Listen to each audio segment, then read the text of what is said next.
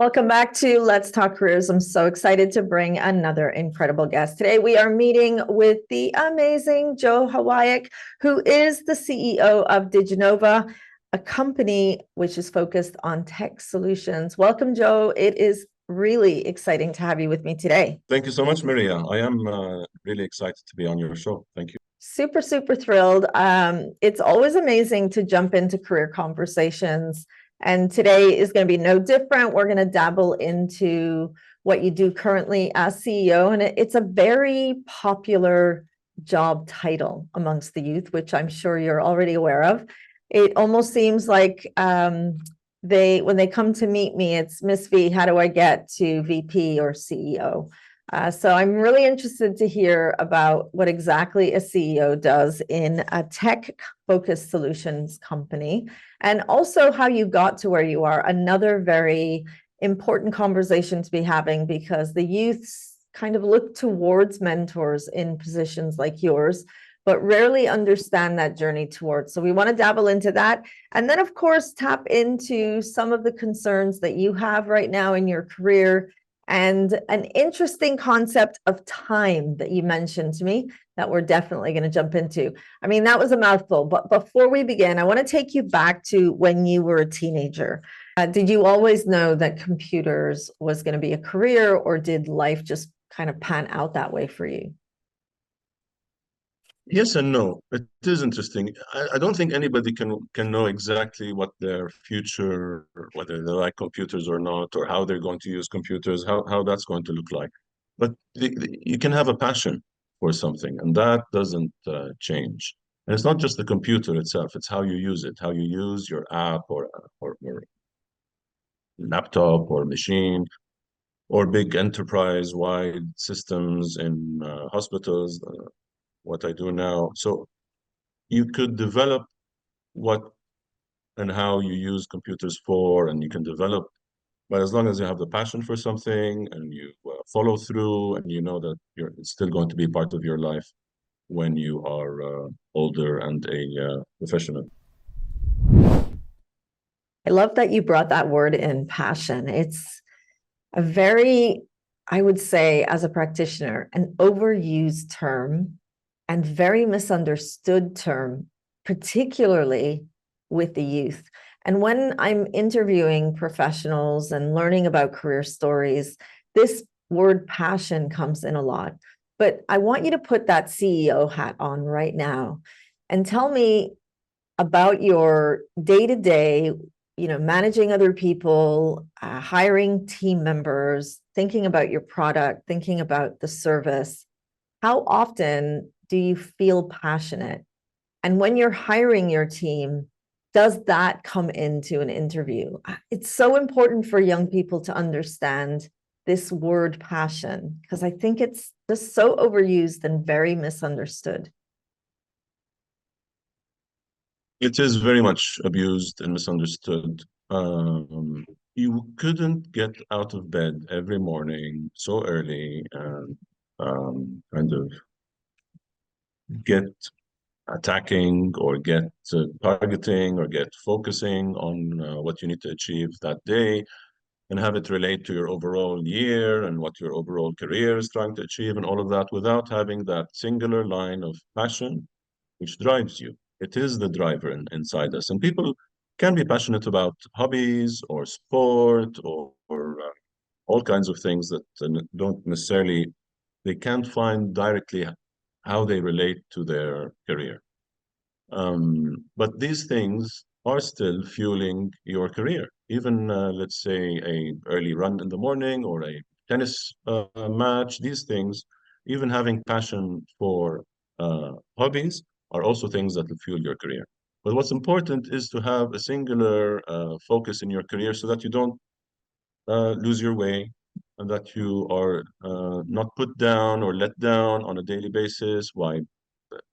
Look, maybe some of the audience aren't aware, but it's not always bright and happy days. Your parents might have never told you this, or the teachers at school, but there are going to be rejections. There are going to be refusals, you are trying to ask for something. Maybe it's a job and you don't get it. Maybe you want to join a project and you're not on it. Maybe you want to be part of a team and you're not chosen. So there are always letdowns like this, and they wouldn't affect you if you are clear about your passion and that you can see the bigger picture and that you can keep standing and keep going, even with those small hiccups along the way. My passion was always computers, not just how interesting they are inside the box and how connected and the electronics in there. That is interesting for me. But it's more than that. These things change. How exactly the computer, you're aware every couple of years, the computer shrinks in size and doubles in speed and capacity. So the computer today in our mobile phones has more computing power than the Apollo the moon landing mission. The spacecraft that landed on the moon didn't have as much computing power as we have in our pockets in our mobile phones. So these things change. But what didn't change for me is my passion for how computers are used, how they are applied, how they are changing our lives. And this is an example of a passion that will never go away because even with the rejections, as I said, even with the change of technology, change of names. I mean, Kodak was a household name when I was a teenager. That's not the case anymore today. Nokia, even a few years ago, and the list continues. The technology itself can change, but the passion of how to use technology for the betterment of our lives, this is a passion. That never changed. Now, wearing that CEO hat, how do you distinguish between an employee who is passionate about technology, which is what brought them to work on your team, and an employee who is passionate about technology, but is not passionate about the work environment? Yeah, yeah. There are different types of team members and employees and staff.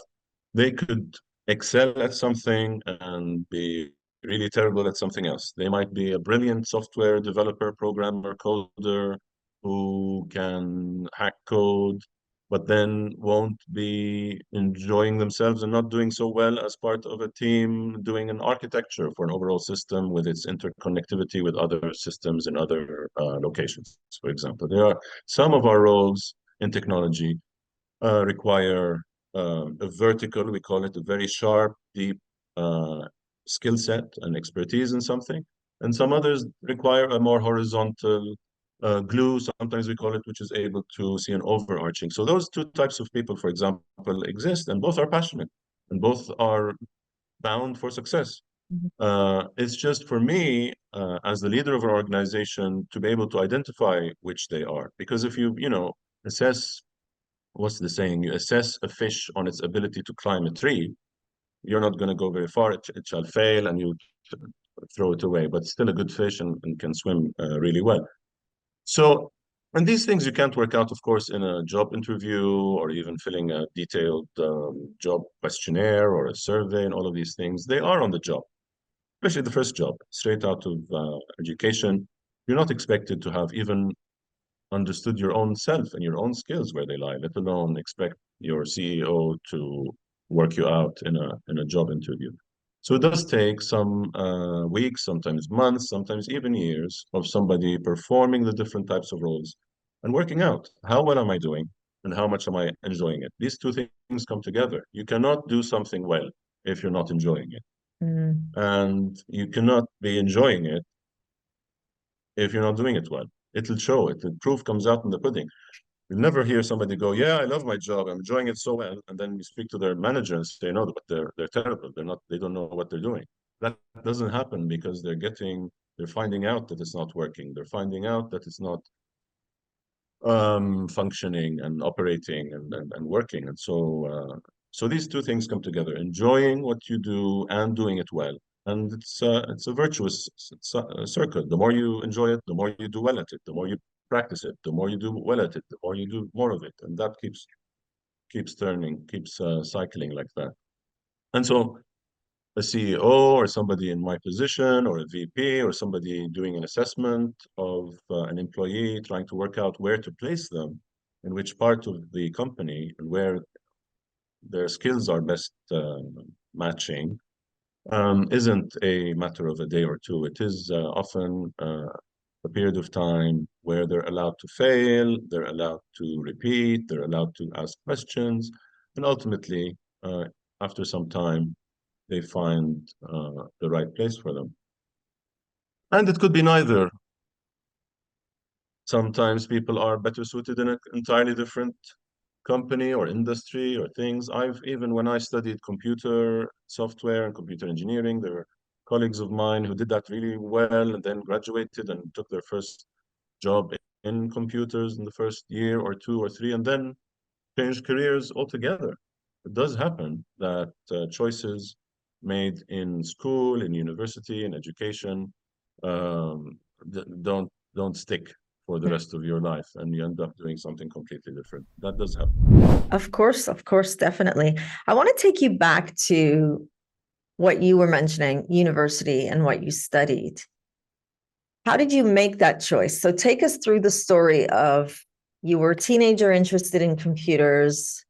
You mentioned that at the time that you were a young person, without disclosing age, of course, computers weren't, right now, a young person being born today they would not even fathom the idea of a world without technology, right? So as a young person where technology was new, you then made that choice to go on to university and study in the field of computer technology. Once you graduated, like, how did you have guidance? Who guided you through that? Because I ask you this question both as a practitioner, as an educator, but equally as an individual that works with young people in high school, university, and also mid-career changers. And this common question keeps coming up is, what's the right answer? How do I make a decision? So how did you make your decision? Were you guided? Did you self-guide? Did you have a mentor, or did life make decisions for you? Mentor is the answer, short answer to that question. There is nobody that gets anywhere by accident or by self-propelling themselves because they don't know. Even if you didn't recognize them as a mentor and you haven't heard the word mentor before, there has been a mentor at every juncture in our careers. Back in school, yeah, we had a career guidance office and all of those things, but these people didn't know much about computers, so they weren't necessarily. So the official school pointed mentor, the career guidance, weren't necessarily the right one to support in making a choice about computers because again, these were the 1990s and it didn't exist as a kind of that prominent and that much presence in the lives that we have today. But it was a summer job, for example, for me. I had a summer job in a small computer company, and that opened my eyes to the possibilities. So it could be a parent, it could be a career guidance officer, it could be YouTube shows, it could be a friend school, or it could be an internship or a summer job. The mentor can come from everywhere, but you definitely need a mentor. Mm. Not only at that age, if teenager, but then in mid-career and in late career, there's always in every juncture I've had in my life and career. There wasn't one mentor that showed me the path of the entirety of my life and this is what it's going to look like. No, it's only there. This mentorship is only there for that juncture. School is a juncture where you're making decisions about your maybe major. University is a juncture. You're thinking about what am I doing after here? Every time you move country or job or company or project, there's a number of junctures that will come across. And every time there is a mentor. And the mentor doesn't exactly have the answer, really. They just help you find the answer. They have experienced a little bit more than you. They're meant to have seen a few more failures than, than you have. But they still don't have the answer. Nobody's going to pop out of their pocket or their hat the answer to your career question. But it is through speaking with them about your aspirations, your passion, your fears, your dislikes. Also, we do tend to want to avoid the things we dislike. That's important because, as I said earlier, if you dislike it, you're not going to do well at it. So you choose the things that you find that you enjoy, but you have to explain them to somebody. And a mentor is somebody who can listen, has the ability to pay attention, crucially, and has seen a few more examples of failure than ourselves, and they can help us find the answer for ourselves. Love it, love it, love it. All right, we could go on forever. I'm going to bring it closer to a wrap, but definitely this last question for me is essential, not just for a teenager, not just for an undergrad, a grad, a mid-career changer. I think anyone in that world of work, time and balance is trending. It's the thing that I think if anyone could create an app to give us back our time or to expand on our time, it would definitely be a winner. How do you manage the obstacles of time, which you described as one of your limitations and challenges?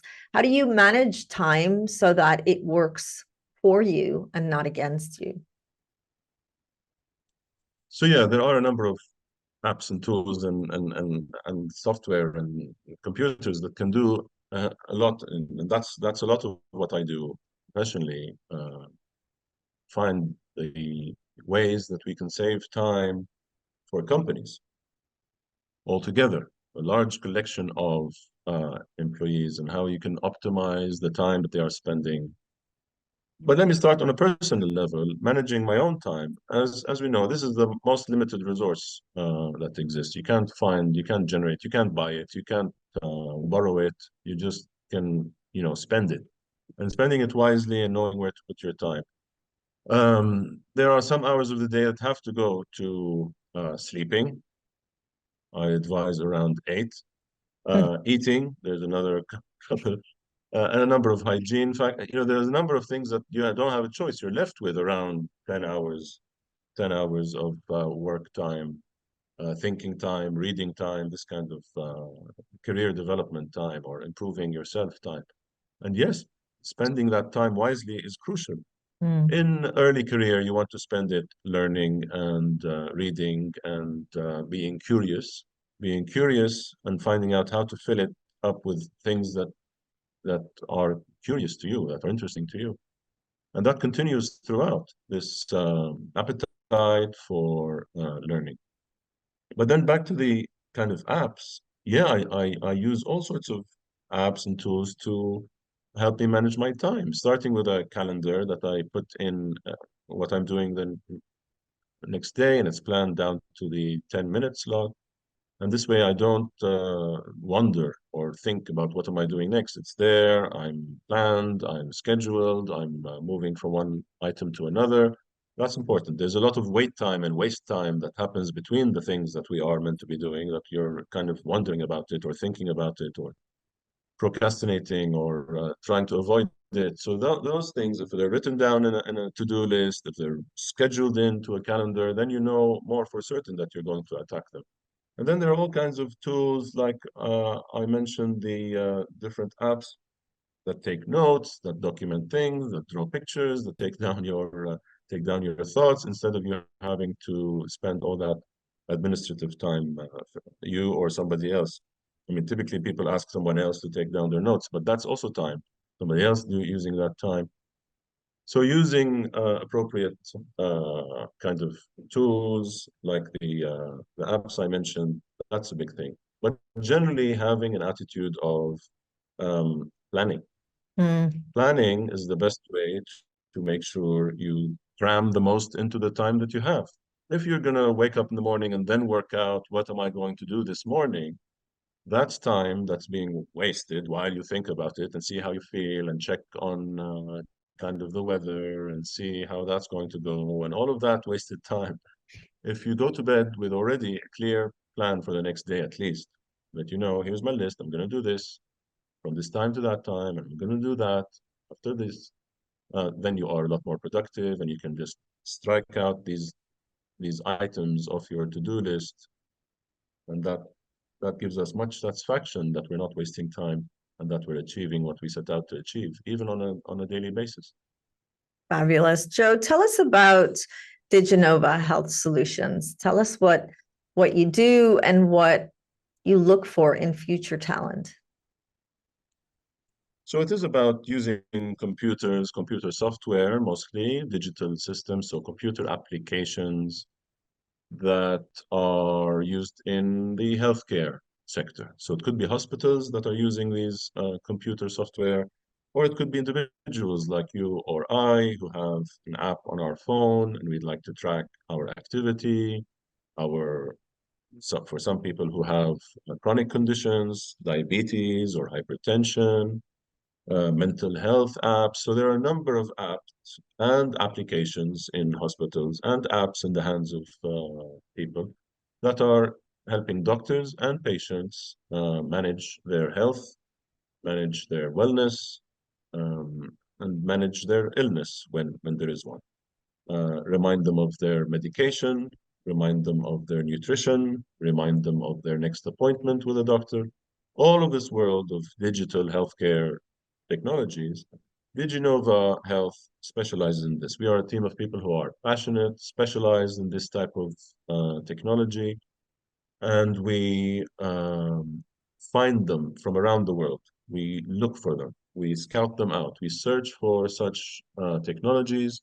Technologies like this are typically coming from innovation, smaller companies that have invented something new. They've worked out a new way of approaching these problems.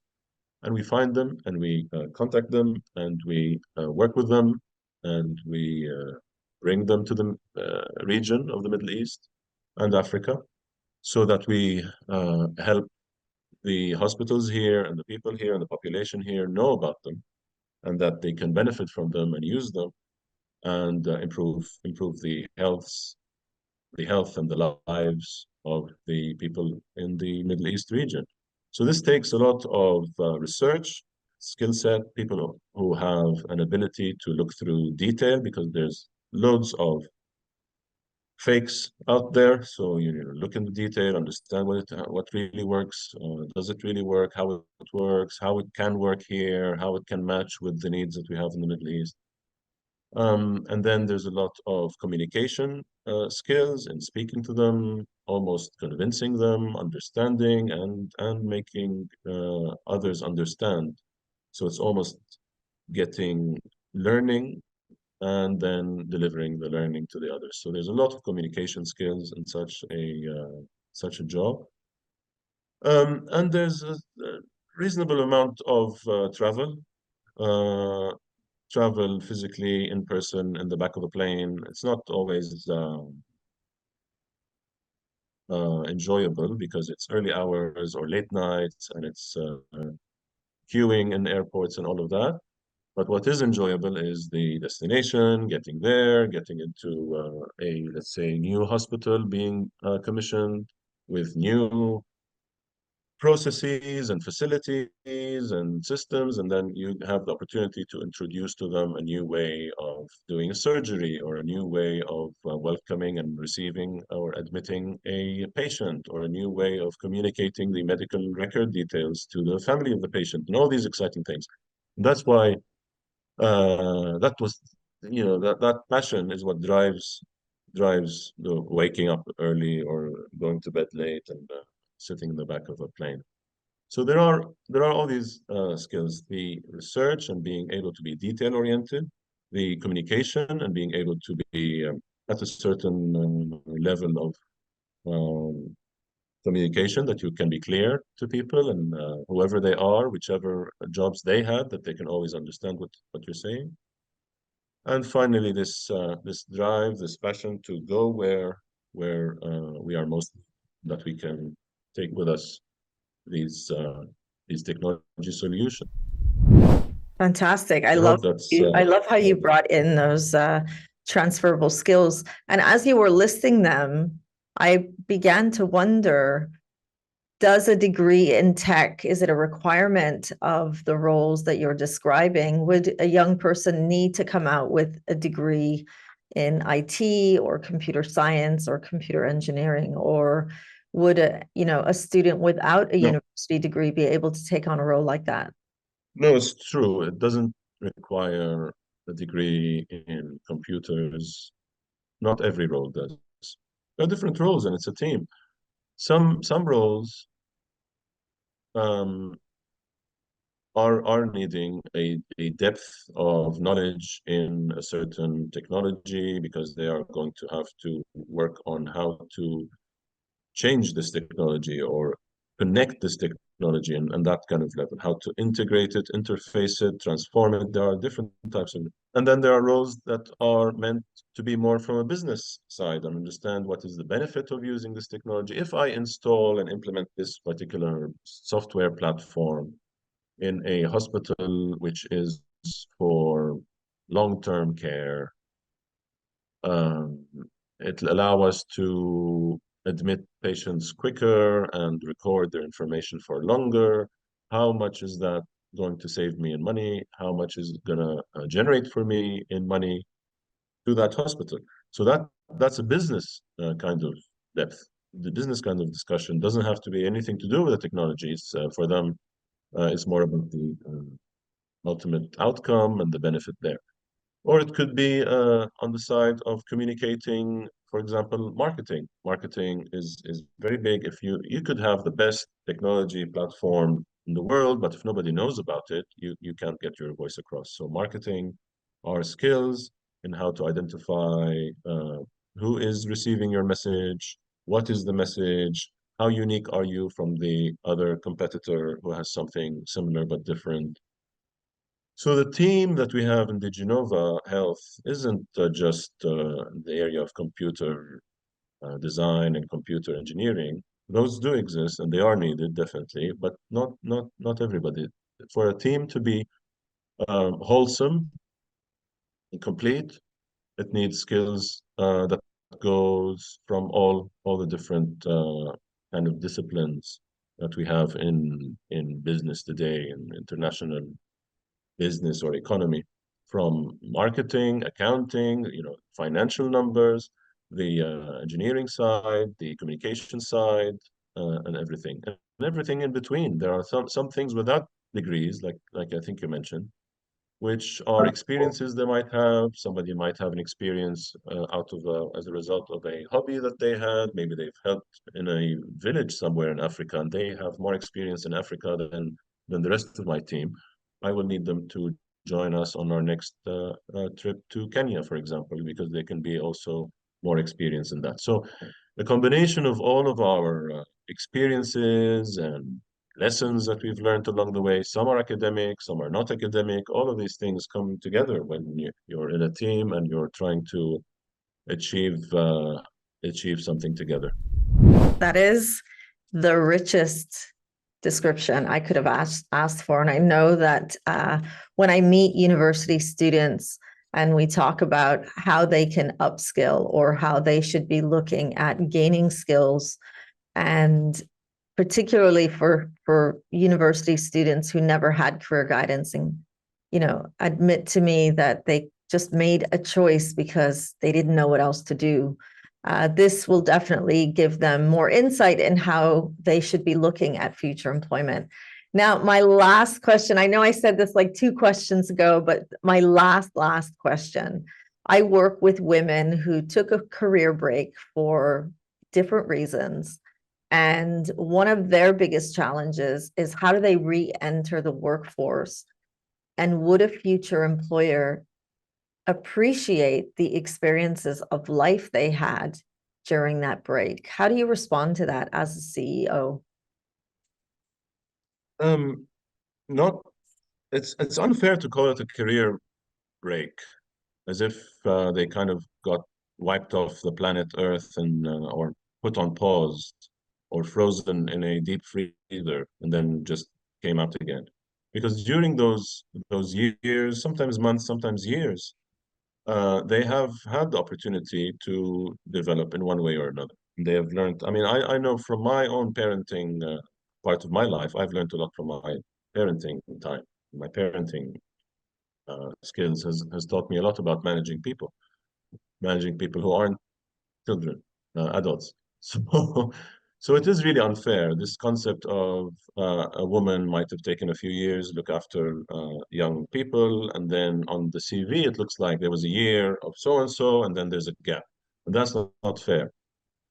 These candidates for jobs, these career-driven people, should be able to not call it a career break or any kind of frozen in time, and describe in there a period of time with pride, with lots of pride, that yes, I wasn't in a corporation, I wasn't sitting in an office on the 20th floor, I wasn't in a suit, but I was doing so and so, and they can introduce what they were doing because I'm damn certain they're not doing nothing, and they're not sure what it was that is going to be interesting to the recruiter. So they're kind of going, "Oh, I did nothing," and that's causing this problem of calling it a career break.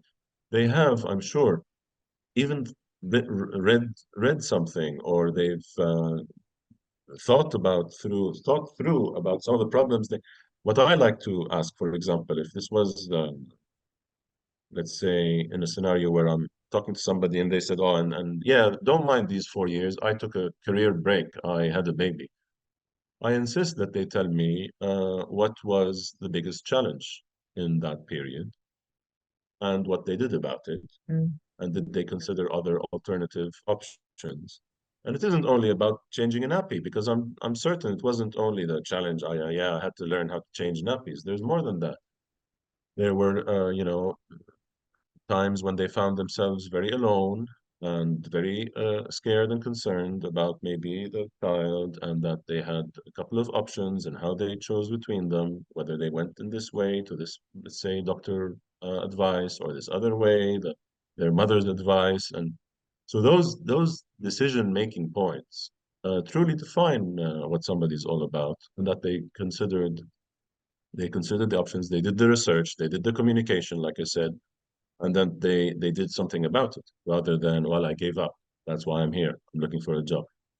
So it is, even though during those, and my advice is to people like that, I think women in this particular example, is to be proud of those years. They Mm. have taught you. They're not meant to be. Don't take it lightly that anybody calls it a break, because I'm sure you didn't feel it was a break while you were on it. It didn't feel like like a holiday or a resort. I'm sure it didn't feel like a break. So don't let nobody tell you it's a break. Mm. It was a period of time that you weren't in full-time, maybe employment. Fair enough. But you can still be proud about what you did, how you did it, the challenges you overcame, and that is something. And some of your other colleagues who were sat in that office in the 20th floor in that suit didn't have those experiences. And Mm. as a result, are in another way less experienced, less insightful, less determined sometimes. So you do have an edge. Don't let anybody tell you otherwise. Love it. This could be like a whole different conversation, but I did promise 2 questions ago I would bring it to a wrap. Joe, it's been such a pleasure having you. You've helped us to understand your career decision process. You've helped us to understand this idea of wanting to wake up and go to work and what you look for in future talent. You talked to us about some tips for women who may have taken some time to be the managing directors of their households, and so many different insights. I feel like this was the richest conversation I could have had today or any day. So thank you for being here, and thank you for having the patience and taking the time. I know we went on longer than I promised we would, but here we are. It's truly a pleasure, Maria. Thank you so much for the discussion. All very interesting questions. Sometimes we forget um, how we made some choices, and that there are now generations and of people coming also right behind us with the same kinds of questions. Although technology changes, as we said, environment changes, business changes, everything changes, but there are some things that will always remain, are people who have a desire and aspiration to do something bigger than themselves. They are always going to need to reach out those that have gone before them and get this advice and get this mentorship. So it's a pleasure for me to take part. Thank you for the opportunity. Thank you, Joe. And on that note, this is it. My name is Miss V, and we were talking all things careers with Joe Hawayek, who is the CEO of Diginova, a company focused on tech solutions. Thank you for watching, and I will see you at my next Let's Talk Careers with Miss V.